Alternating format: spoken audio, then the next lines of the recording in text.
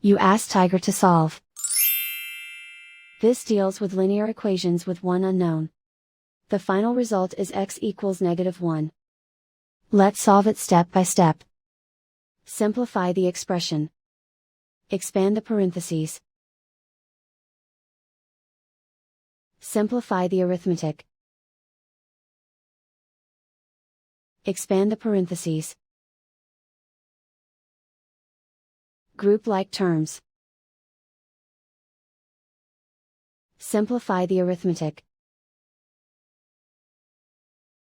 Group all x terms on the left side of the equation.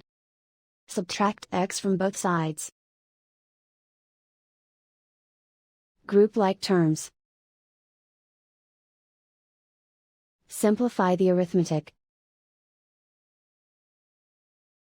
Group like terms. Simplify the arithmetic. Group all constants on the right side of the equation. Subtract 6 from both sides. Simplify the arithmetic.